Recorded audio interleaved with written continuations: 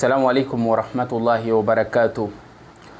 Ambalma kanta media flebaw jamana kono ani jamana koka anga foli be awye. Biye tarataye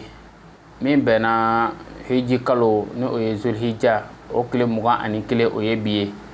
Hijira samba kile kemenani binani woro Islamé san kalo labando.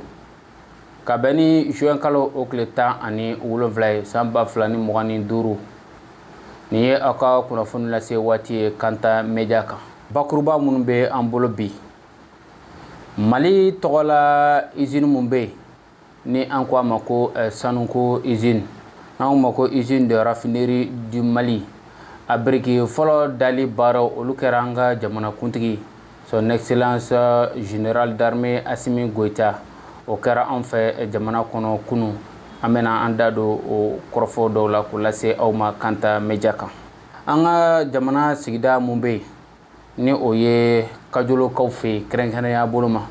jakuluba do be no ni oye AJK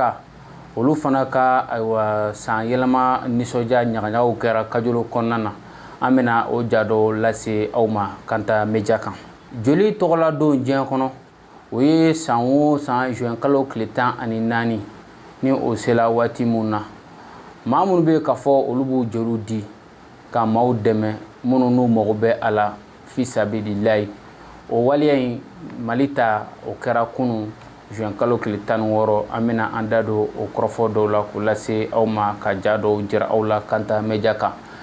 nunu de bakurbaw ye mununa bena nyama sofe kasdi amma awere denke abalmake Hamza Sidibe alibina wala like ni krofo nunu bela jelela aw bismillah. Gadan dala dumuni nyuma oye produit gadan ye amunu be ka fo ka mo be dala dumuni nyuma na produit gadan ayoka talanye awe soro Mali bitigu bela jelena ni kibaria duma ye ka ɲɛsin cɛlakaw ma aw minnu be ni gɛlɛya be aw kan gilanko nasira fɛ aw ka teli walima aw tɛ aw sago sɔrɔ aw be se k'a fɔ tabarikala ala ni sabu ɲuman yɛrɛ barika la sabu ɲuman ye farafin jiri gɛlɛgɛrɛ ye kɔlɔlɔ tɛ minnu na u ka furaw ye suguya fila ye a munta be dunta fana be walasa hadamadenya ka se ka kɛ hakilisigi ni basigi la fo kɛnɛya ka lasabati n'aw mago be sabu ɲuman furaw la sɔrɔyɔrɔ kelen pe arajo ɲɛta Abdoulaye Kanta fe a ka nɛgɛjuru sira 79 0D 77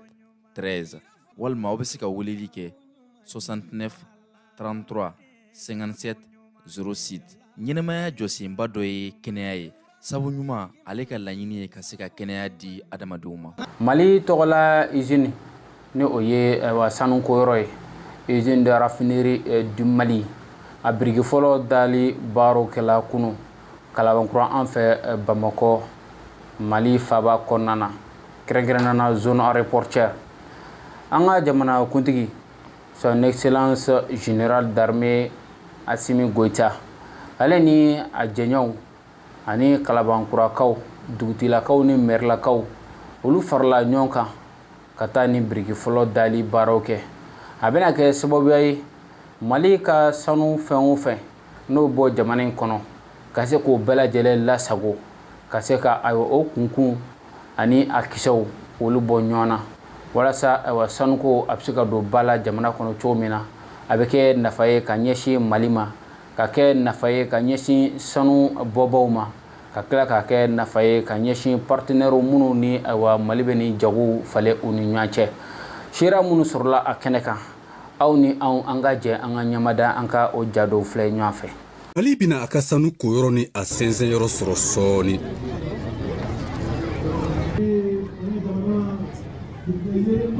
Mali ka sanu baarakɛyɔrɔ min n'a bɛ fɔ ma ko raffinerie d'or du Mali o birikiden fɔlɔ dara bi sɔgɔmada na Mali furancɛla fanga ɲɛma fɛ général d'armée Assimi Goïta. Y'an sigi a fɔ min kɛ n'a fɔ ma Assise nationale de fondation jamanadenw y'a ɲini mun b'a to sanu bɛ bɔ Mali kɔnɔ a bɛ se ka kɛ jamanadenw sago ye cogo min na o de hukumu kɔnɔna la an ye fɛɛrɛ caman sigi sen kan fɛɛrɛ mun fɔlɔ n'an ye sanu baara sɛgɛsɛgɛ jamana kɔnɔ gɛlɛya min b'a la mun b'a to jamanadenw ta ka se ka nafa sɔrɔ sira kan la o kɔfɛ an ye gafe kura bila sen kan gafe kura min kɔnɔna la jamana ka nafa sɔrɔ sira o baara bonyana o gafe kura in kɔnɔna la min ko sanuko hukumu kɔnɔna la o tɛmɛnen kɔ an ye société dɔ fana sigi sen kan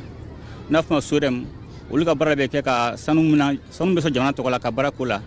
n'i y'a jateminɛ Yatela ani Ntaka min do be jamana to la selu be bara ko kumuna ni jamana wɛrɛw ou en redement tɔgɔ la jamana ka nafsɔrɔ sira bu boyan ani ni sanu kura ka yɛlɛ ka bayɛlɛma sanu bom minnu bɛ to a n'a tɔ minnu bɛ to o fana nafa bɛ jamanadenw kan ni jamana kan o bɛna kɛ sababu ye ka baara caman latigɛ jamanadenw ye min b'a to hali bi an ka jamana bɛ se ka yiriwa cogo min na. A jirala k'a fɔ Mali sanu tun bɛ bɔ Mali kɔnɔ ka taa baaraw kɛ jamana kɔ kan min tun bɛ kɛ sababu ye ka caman bɔ Mali ka sɔrɔ hakɛ la sanuko hukumu kɔnɔ. O banna bi ka sababu kɛ Mali furancɛla fanga ɲɛmaw ye. Nin yɔrɔ min birikiden fɔlɔ dalen filɛ nin ye Mali furancɛla fanga ɲɛma Général d'armée Assimi Goïta fɛ bi sɔgɔmada in na. Nin bɛna kɛ sababu ye ka Mali ka sɔrɔ hakɛ bonya a ka sanu na ka ɲɛsin jamana ka ɲɛta sabatili ma. N'i y'a jateminɛ depuis san 1980 fo a se bi ma sanu fɛn bɔ Mali la a bɛɛ bɛ taa kɔ kan nin a bɛ taa ko ka a bayɛlɛma Afrique du Sud Dubaï ani Suisse donc o bɛ kɛ sababu ye jamana ka nafa fɛn sɔrɔ o nafa bɛ taa jamana wɛrɛ de kunna nin baara min sigilen filɛ sisan ni nin baara banna n dalen b'a la a ka ca Ala fɛ an ka jamana bɛna nafa sɔrɔ a la a bɛ kɛ jamanadenw sago ye. Sanu baarakɛyɔrɔ min birikiden fɔlɔ dara jamana ɲɛma fɛ bi sɔgɔmada in na ni o ye raffinerie d'or du Mali ye. Mali ni Rusi jamana de tɛgɛ dilen don ɲɔgɔn ma nin baara hukumu kɔnɔ. Mali furancɛla fanga ɲɛma Général d'armée Assimi Goïta ka fɔ la ko ka fara kanango sira kan Mali ni Rusi jamana tɛgɛ bɛ ɲɔgɔn bolo sɔrɔko sira ani sira wɛrɛw fɛ. An ni Rusi bɛna jɛ baara kɛ ɲɔgɔn fɛ projet camanba bɛ kɔfɛ an bɛ baara la projet caman na o hukumu fana kɔnɔ an bɛ foli bila an terilakaw Rusiw ye. Nanu bɛ baara la a mɛnna an bɛ baara la lakana hukumu kɔnɔna la sisan an bɛ baara la jamana yiribali hukumu kɔnɔna na fɛn caman bɛ sen na. A jirala k'a fɔ Mali bɛ jɔyɔrɔ sabanan de la farafinna kɔnɔ sanu bɔ hukumu kɔnɔna na. Sanu hakɛ min bɛ bɔ Mali kɔnɔ san o san o bɛ tɔni 66 bɔ. Nin yɔrɔ min birikiden fɔlɔ dalen filɛ jamana ɲɛma fɛ ni o ye raffinerie d'or ye. A jirala k'a fɔ Mali de ni yɔrɔ ka bon a la ni 100 sigila 62 ye. Rusi jamana ta ye 100 sigila 38 ye. Ministre ɲɛma gouvernement mɔgɔw an ka jamana camancɛ bulon ɲɛmɔgɔw ko latigɛ cakɛda ɲɛmɔgɔw ani jamana wɛrɛ lasigiden minnu bɛ an fɛ yan olu tun bɛ a kɛnɛ kan. Ne bɛ yan nɔ bi parce que an bɛ ka na an ka président nɔfɛ n'o ye Assimi Goïta ye. Ni raffinerie in kɔni bɛna kɛ sababu ɲuman ye anw ma parce que an ka sanu bɛna to yan nɔ a bɛ traiter yan n'a fɔra fɔlɔ la an ka sanu bɛ taa kɔ kan ani élément accompagnateur fɛn fɛn tun bɛ yen nɔ olu si tun tɛ kɛ an ka faveur la olu bɛɛ bɛ to yen nɔ donc n'a bɛ traiter yan nɔ an bɛ bénéficier o élément accompagnateur ninnu fɛnɛ na. Soba in bɛna jɔ ka kɛɲɛ ni sanu sɛnsɛn yɔrɔ makow ye i n'a fɔ sanu yele yɔrɔw a sɛnsɛn yɔrɔ kan ni fɛn tɔw danfara o de kama a bɛna jɔ kɛnɛ min kan o ye tari 5 ye. Fɛn o fɛn n'a bɛ dugu jukɔrɔla la an k'a ɲɛ dɔn an nafalan bɛ se ka bɔ min na diɲɛ nafalan bɛ se ka bɔ min na parce que diɲɛ y'a yira bi produit caman bɛ yen ni diɲɛ yɛrɛ tɛ se ka taa olu kɔ fiyewu n'i y'a lajɛ a caman bɛ an ka jamana na. Ne nin kɛra maliyɛnw bɛɛ denmisɛnninw bɛna baara sɔrɔ a bɛ an ka économie fana booster a b'an ka sɔrɔ bonya kojugu donc nin ye nisɔndiya kɛnɛ de ka jamana ɲɛmɔgɔ fo n'o ye Général d'armée Assimi Goïta ye a ye layidu min ta k'a fɔ ko Mali sanu a bɛna bɔ maliyɛnw de ye o nisɔndiya de an bɛɛ lajɛlen bolo ni Ala sɔnna an bɛn'o assister. Nin sanu sɛnsɛn yɔrɔ in bɛna kɛ sababu ye ka yɛlɛma kuraw don Mali sɔrɔ taabolow la sanuko nasiraw fɛ. Nin projet ɲuman ba de parce que i b'a dɔn k'a fɔ k'an ka sanu bɛ taa ka taa a bayɛlɛma jamana kɔfɛ gouvernement ka contrôle foyi tun t'a kan gouvernement ka contrôle parce que a bɛ taa en tant que matière première mais nin bɛ ka kɛ nin b'a to gouvernement bɛ se k'a faamuya joli transformer la déchet ye joli ye déchet tɛ parce que Mali t'a contrôler ni mɔgɔ y'a fɔ ko nin déchet hakɛ de bɔra a la gouvernement b'a minɛ il est obligé de prendre. Mais il y a une initiative ɲumanba de parce que nin b'a yira k'a fɔ nafolo min b'an ka dugu jukɔrɔ an bɛ se k'a contrôler k'a dɔn hakɛ min bɔra réellement a raffiné la walasa k'a exporter parce que fɔlɔ an ka contrôle foyi tun t'a kan. Président nalen bɛɛ b'a kalama a ye hakilina min ta dugu nafoloko la a ko fo sanu an ka dugu nafoloko ka kan ta ye sanu ka kan ta ye n'i ko sanu ka kan ta ye ni sanu bɔra u bɛ taa n'a ye kɛnɛma de ka taa a bayɛlɛma n'a bɛ fɔ ko k'a raffiner. A ko tɛ se ka bɛn o usine de sigitɔ filɛ ne sen kan nafa jɔn b'o la sabula ni sanu bɔra n'a kulukutu taara fɛn dɔw bɛ sanu bɛ labɛn fɛn dɔw bɛ bɔ a la fɛn wɛrɛ bɛ min tɛ sanu ye o bɛ to kɛnɛ ma a bɛ taa yɔrɔ min na baara de bɛ k'a la o minnu b'o baara kɛ a nafa bɛ s'olu le ma fɛnɛ mais sisan ni nin usine jɔra an fɛ yan sanu bɛ ka yɛlɛma ni fɛn bɔra warijɛ bɔra fɛn fɛn mana bɔ a la o bɛ to an fɛ yan an b'a dɔn min bɔra la ani ni izini jɔra mɔgɔw bɛ baara kɛ izini kɔnɔ donc baara a bɛna baara min na se jamana ma a bɛ l'impôt min sara a bɛ taxe minnu sara ani komi jamana yɛrɛ ka n'i ye société in ta k'a lajɛ min bɛna baara in kɛ a ka nafolo la sigiyɔrɔma 100 Mali ta ye 62 ye o la donc nin bɛɛ b'a k'a fɔ wagatinin bɛna se Mali ka sanu a bɛ k'an sago de ye. Hakilina min taara ko sanu ka yeleku maliden bɛɛ ye nin sanu labaara yɔrɔ in bɛna o sabati sabu nafa bɛ sɔrɔ sanu na ani fɛn wɛrɛw minnu bɛ bɔ a la ani ka baara di mɔgɔ caman. Jɛkuluba min bɛ Kajorokaw fɛ n'o ye association AGK association ɲumanya kɛwale a musokuntigiw ani tɔndenw ani dugu maabaw olu kɔni farala ɲɔgɔn kan tɔn yɛrɛ sigiku ye min ye n'a fɔ seera minnu sɔrɔla u bɛ a ɲɛfɔ cogo min na o ye ka bɛn ani keleya k'o sabati sigida kɔnɔna na kɛrɛnkɛrɛnnana Kajoro kɔnɔna na kalaka k'u sen don ɲumanya walew ani ɲɔgɔn dɛmɛ o baaraw la sigida kɔnɔna na ja minnu sɔrɔla an ka jatalaw fɛ an ka ɲɛmɛda an ka olu filɛ. Association ɲumankɛtɔn n'an ko ma ko AGK olu ye u ka jɛkulu o anniversaire ta ko filanan u ye o kɛ nin kɛla kɛnɛ min ni ale kɔni wasala a ɲɛnamayala fɔlisenw ani dɔnkilisenw olu fɛ nin kɛnɛ in kan min ye muso jɛkulu ka taa se k'a dɔn ka fɔ jɛkulu wɛrɛw ma olu kun bɛ yen nɔ walasa ka AGK k'u dɛmɛ nin ɲɛnajɛ ale hukumu kɔnɔna na u ye baara minnu kɛ damagala olu dɔw la jɛkulu in sigikun ye min ye o ye ka bɛn ni keleya ka o nati Kajolo mara kɔnɔ k'u sen don sigida yiriwa baaraw lakanaw ale ni ka taa se kɛnɛyako fo ka taa se sanuya ma u ye waleya dɔw kɛ olu la don tɛmɛlenw na ni kɛnɛ belebeleba in denfaya minɛn bɛɛ lajɛlen ta la k'a sigi min ye k'a dɔn ka fɔ Seydou Kulubali kɔrɔ ni ale bɛ bɔ biya ni dɔw ko a ma ko PDG k'a denbaya minɛn ta k'o di Madame Fofana Fatumata Kamara ale ma nin kɛnɛ in kan an ma lɔdɔnniya k'a fɔ min ye tɔndenw olu yɛrɛ kɔni ye u ka nisɔndiyaw u ye o jira wa min ye k'a dɔn ka fɔ badiw o dila tɔnden bɛɛ lajɛlen ma min bɛ u ka tɔndenya o kɔni sɛbɛntiya o kɔfɛ nin tɔn ɲɛma ni o ye Mori Bamba ale ye kuma ta a ye min fɔ Folona 24 y'o salo. Association sigikun belebeleba ye ka ɲɔgɔn dɛmɛ sigida la ni kunka bɛ min fɛ an b'an sen jɔ ye ka nɔgɔyadaw kɛ ka foliw kɛ an se ye min musaka min an b'o da tigi ma dugu kɔnɔ an bɛ fɛn caman ɲa an bɛ dɔgɔtɔrɔso an taara dɔgɔtɔrɔso yɛrɛ furan ka yɛrɛ ni yɔrɔ min nɔgɔlen de don n'an y'a lɔn an bɛ temps b'an bolo an bɛ taa ka taa yɔrɔ sanuya k'a jɛ awɔ association sigini ɲa san 4 ye bɛɛ bɛ se ka don a la baara man di mɔgɔ min olu tɛ don an ka tɔn na n'o bɛɛ bɛ don a la mɔgɔ bon an kɔni bɛ an bɛ dɛmɛ ɲini na an mago buruɛti ni fɛn caman na pour que ka se ka baara caman kɛ a fɔ buruɛti ani pɛliw c'est à dire fɛn min bɛ se ka dugu sanuya n'an y'o sɔrɔ o bɛ diya n ye kosɛbɛ kosɛbɛ tracteurs bɛ se ka yaala fana moto sen 3 ninnu an mago b'o bɛɛ lajɛlen na n'an ye fɛn sɔrɔ mɔgɔ bɛ se ka dɛmɛ don an ka tɔn ma u la ka sanga ni jeli tɔgɔla don ye diɲɛ kɔnɔ ni o ye 14 juin san o san juin kalo tile 14 n'o don sera diɲɛ fantan ani 4 kɔnɔna na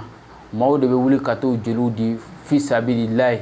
k'a di k'a sɔrɔ wari ma bɔ k'a di k'a sɔrɔ u yɛrɛ ma wari minɛ walasa maa minnu bɛ yen n'olu mago jɔra a la olu kana joli ninnu ta ka se ka u yɛrɛ ka ɲɛnamaya kisi ni a ye Mali tɔgɔlata o kɛra an fɛ Bamakɔ kunun ko juin kalo tile 16 an ka jolidisoba la n'o ye Banque de Sang ye Kɛnzanbugukaw fɛ yen nɔ sera minnu sɔrɔla an ka ɲɛbada an ko jadɔw filɛ Kanta Media kan. Jeli di i ye nin kisi maa minnu sɔnna ka ɲɛmɔgɔw ma k'u jeli di fisabililayi nin ye olu tɔgɔladon kɛrɛnkɛrɛnnen la ɲɛnamayali kɛnɛ sigilen ye an ka jelidisoba la. Don in ŋaniya taara jɛnseleke 4 kɛnɛya tɔnba OMS fɛ n'a bɛ kɛ san o san juin kalo tile 14 a kun ye ka tasibila kɛ ka ɲɛsin nin ma kofɔlen ninnu ma u ka wale ɲumanw kɛli la a kɛnɛ ɲɛmaya tun bɛ camancɛ fangakuntigi général d'armée Assimi Goïta bolo baaraw nu donna kɛnɛya ni bunu adamadenya sabatiko ɲuman minisiri fɛ a kɛnɛ datigɛla ni dɔnkili duman dali ye jelidi nafa kan. An bɛ ka joli min di a bɛ mɔgɔ caman ni kisi ka foli bila u na kɛrɛnkɛrɛn na ne kelen ne ye joli di siɲɛ 200 ani 17 ayiwa ne kɔni bolo bɛɛ bɛ se ka joli di n b'o de fɔ kuma bɛɛ i ka bon i fasalen don i ka ja i ka surun o t'a la mɔgɔ bɛɛ bɛ se ka joli di tant que i ka kɛnɛ nin na. Mɔgɔ minnu y'u jeli di ka caya ɲinan san kɔnɔ waleɲuman dɔ sɛbɛn dira olu ma nin kɛnɛ kan. A ye ne nisɔndiya donc a ye courage wɛrɛ di ne ma tuguni. Bon m'a yira k'a fɔ fɛnɛ bon diplôme min dira nin ye ne kelen ta tɛ. Ne ni n jɛɲɔgɔn bɛɛ lajɛlen ta don ka message dɔ lancer jeunesse bɛɛ lajɛlen ma. An minnu ka kɛnɛ bi se b'an ye ka joli di kɛnɛya la farikolo la. Donc an ka wuli an ka taa banque de sang na ou bien an ka sigidaw la joli bɛ di yɔrɔ minnu na an ka joli di Ala kama. Joli ye fɛn ye ale tɛ feere joli bɛ di de an natɔ don o samiyɛ la an b'a dɔn pali bɛ yen nɔ denmisɛnninw mago bɛ se joli ma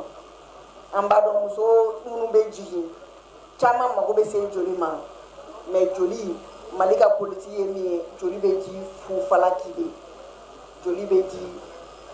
Centre national de transfusion sanguine na mais an bɛ ka fɛɛrɛw sigi sen kan pour que joli ka se fo districtw kɔnɔna na bɛɛ ka se ka joli sɔrɔ. Ni an ka jelidi soba ka jate dilenw ye 2024 san ko u ye jeli pɔsi 60 kɔ de sɔrɔ fu. O 60 kɔ la mɔgɔ minnu y'u jeli di olu ka kulu ta ye 125 ye. O de la kɛnɛya ni bunu adamadenya sabati ko ɲuman minisiri ye layidu ta ko ni Ala sɔnna tɛnɛ nata ale ka minisiriso mɔgɔw bɛɛ bɛna o joli di fu walasa ka kɛ misali ɲuman ye mɔgɔ tɔw ma. Sigi nafa kama jɛn kɛnɛyako tɔnba OMS sen yira baara in na. Ninnu de ye seeraw ye ani kunnafoni ye ɲɛmaaso ye min fara ɲɔgɔn kan k'a lase aw ma o y'aw denkɛ n'a balimakɛ Hamza Sidibe. Nin bɛ dansigi bi don kibaru la Kanta Media kan. An bɛ foli di aw kelen kelen bɛɛ ma aw ka timinandiya ani aw ka filɛliko ɲuman na ka ɲɛsin Kanta Media ma. An ka foli bɛ aw ye. An bɛ k'an bɛɛ da ɲɔgɔn ye bi ɲɔgɔn don wɛrɛ ni Ala sɔnna ma an bɛ ɲɔgɔn sɔrɔ nin kɛnɛ kan. Sani o cɛ n b'a fɔ assalamu alaikum wa rahmatullahi wa barakatuhu.